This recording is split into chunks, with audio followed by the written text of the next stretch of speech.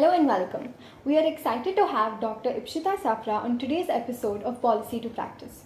Dr. Ipsita Sapra is an academic and a former development practitioner with over 3 decades of experience. She holds a PhD in social science from TIS Mumbai and has received Commonwealth and British Chevening scholarships and is currently the faculty coordinator for the Public Policy and Governance program in TIS Hyderabad. Thank you for joining us today, ma'am. My pleasure. While we have spoken briefly about you, our audience would love to hear a little about yourself from you, if you may. Thank you very much for this opportunity. It's always a pleasure interacting with fresh young people. So as you mentioned, after my master's, which was way back in the Jurassic age, I joined development practice and I worked across India in the cities and in the towns, small towns and in villages, remote villages, including in the Sundarbans. 10 years into the journey, I decided that I needed to do something else. I needed to have a greater grip on the situation on ground and a more immersive kind of learning. And that is when I joined the PhD program at the Tata Institute of Social Sciences, Bombay. I did my PhD in the area of disability in one of the remote villages close to Sundarbans in West Bengal. And post that, I have been working as a faculty at the Tata Institute of Social Sciences. This is my 12th year with the institute, and I work I'm with the School of Public Policy and Governance. Thank you, ma'am. So, ma'am, we'll just start asking you a few questions. Basically, the idea of this policy podcast is to simplify the complex terms and make it more feasible for the audience to understand. So, ma'am, our first question is if you could give us an overview of the policies here that we have, which is from a gender perspective, and why do you think it is important to have a gendered lens when it comes to policy making? That's a very good question, Moumita, because most of our policies, at least in the first several years post-independence, were what one would call gender neutral. When you say gender neutral, while it might appear to be very non-discriminatory in manner, what it fails to capture is that certain groups need special attention. And in this case, we are talking about women, about trans persons, and about different kinds of marginalities, okay, that exist in the society. So, till the time you have policies that focuses on such marginalities, we will not be able to capture the full extent of the various issues that they face, and therefore our way of dealing with them would only be very superficial. Now the thing is, several of these factors are not very visible on their own. Okay, it's only when you look at gender desegregated data that you get to know what are the differences between men and women, from something as basic as education to something as common as, say, for example, mobile phone ownership. Right. Okay, and therefore it is important that when we look at a social situation, when we look at a social reality, we understand it in a more layered manner, which would mean that we look at women, we look at senior citizens, we look at those who do not conform to certain ideas of gender. What does it mean? Persons with disabilities, children, and women constituting the 50% of the population obviously would mean that we would need reasons to invest in them, understand their problems better, and have them reflected better in public policies. Thank you so much, ma'am. So, ma'am, you talked about this desegregated data that we require, right, to see the difference between men and women. So, ma'am, when we see one such data, it shows that we have very low female workforce participation. So, ma'am, in your opinion, what could be the reason? That is my first question. And the second part of the question is, ma'am, is the public infrastructure and support system accessible and good enough for these women in the workforce to participate as they want it to be? Yeah. So, when we talk about work, okay, if you take away the technical term from it, you would find women working a lot more than men, so to Right, say. right. Okay, it is only because we fail to count the whole gamut of unpaid labor that we come up with these numbers that actually do not truly reflect the amount of work that is done by women. Okay, so to an extent, this is also an accounting dilemma, okay, that we are dealing with. Okay, but even if you look at it very technically, you would see that India faring worse than countries like Bangladesh, Sri Lanka, Vietnam. Okay, and then that makes us ask or question, why is the situation like this? Of course, we have patriarchal norms here, but also the kind of economy that we have. Okay, that does not really allow women to engage in the kind of work they would want to. See, one of the largest programs that we have is that of SHGs that allow women to engage in self-employment. But even in those kinds of work, you would see women being confined to marginal roles. They are never the main earners. What they do would contribute to the family income perhaps, but it's often not sufficient to pull them out of poverty. Yeah. Okay, so they continue to be engaged in those kinds of work. Sometimes it is piece rate work, sometimes it's a goatery initiative, some domestic animal husbandry kind of thing. None of them are strong enough, robust enough to pull them up. Okay, compare that with Bangladesh, where they have this retail garment production units. So a large number of women can actually be engaged in those, okay, have very specific formal jobs with start and end times. In contrast to India, where the working hours and non-working hours just lapse into one another, just merge into one another, blurring the boundaries of what is work and what is not work. Right. Okay, that is there. And you spoke about public infrastructure. One important thing that keep women out of work is lack of childcare facilities. Yes. Okay, so most places do not have any arrangements for taking care of children, and it is traditionally assumed that it is responsibility of the women to take care of the children.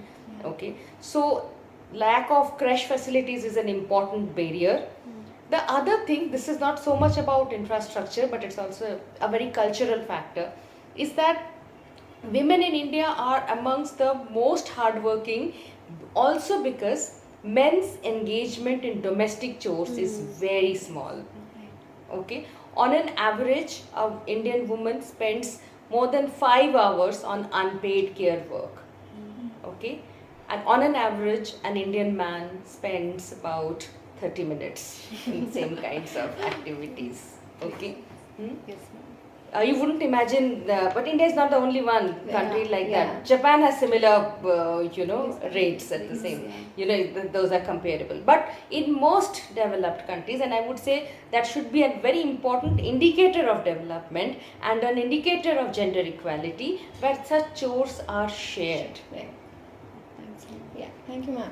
So, when you mentioned about SHGs, so are there any reforms or any policies in India that the government has, started in the past few years, which has probably helped women come out more in the workforce, or otherwise just helped empower them in general?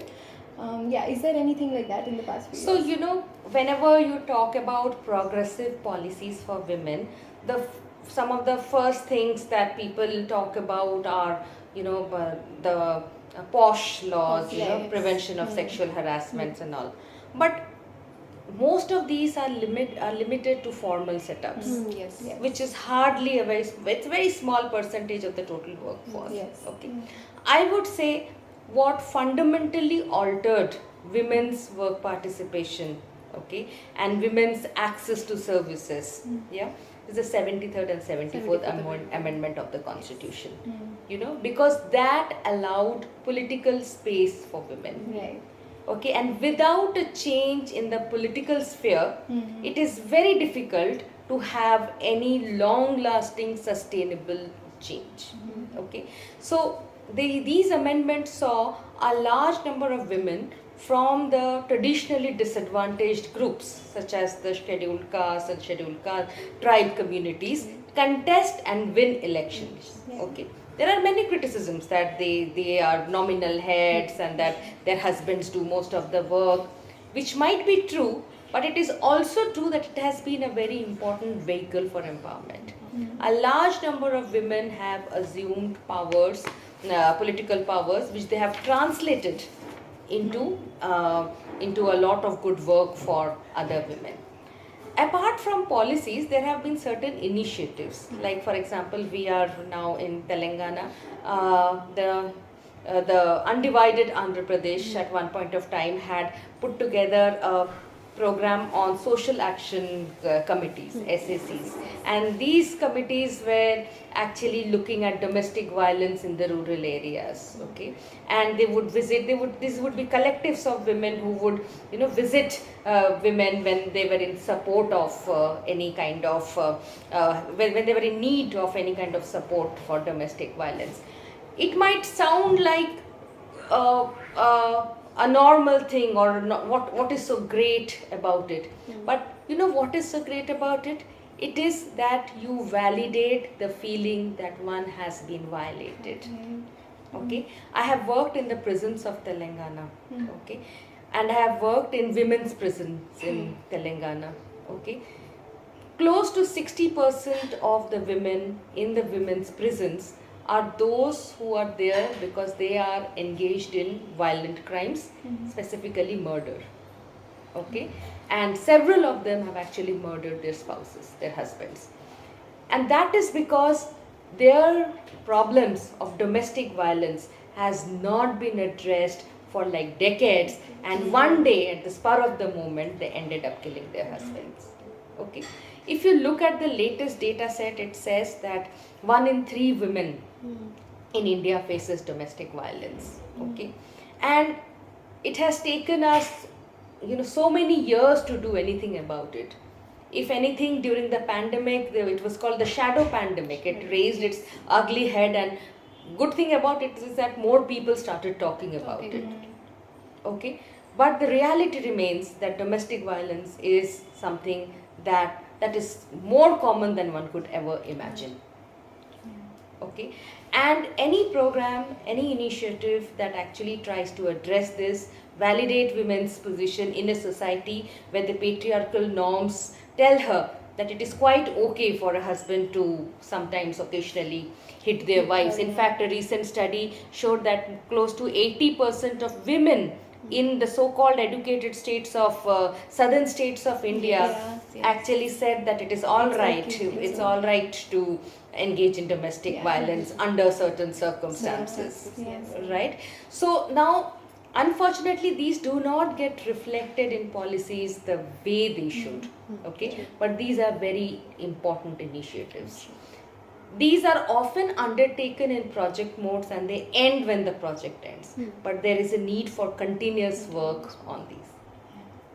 So, ma'am, final question. You mentioned how the 73rd and the 74th Amendment was very important because it made women to be a part of the political process and the policy making and everything. So, how do you think the policy making process in general can be made more inclusive of women's needs like these, which are not often talked about? Or even they're kind of sidelined. So how do you think it can be made more inclusive of their needs and can be made as a long-term change as such? I think one of the most fundamental things to do is to have more gender desegregated data. Okay, because increasingly we are believing in, and rightfully so, in evidence-based policy making. Okay, so what is evidence? Evidence comes from data.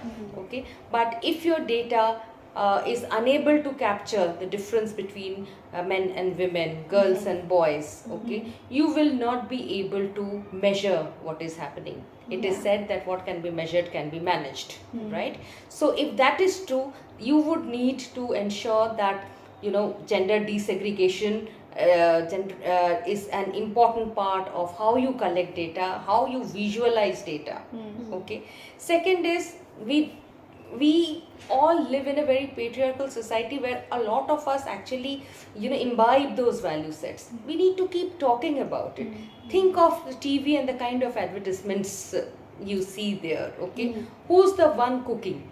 Who's the one washing the clothes? Yes. Who is the one taking care of the children? Okay? Everywhere we are sending out one particular kind of message. How do we change the narrative? It doesn't have to be one offbeat Tanishq ad, Yeah. right, that everyone talks about. Okay, it is something that needs to be largely mainstreamed, Yes. in order to make us a difference at the level of the society. Okay, I also think that we need to celebrate more women in leadership position. We talk about diversity at workplaces, but this diversity is usually at the lowest level, at the trainee level or the executive level. When we talk about higher levels, we still have, the glass ceiling, which is really, really difficult to break. Even the best companies in India, they have not been able to have women in positions of power and authority.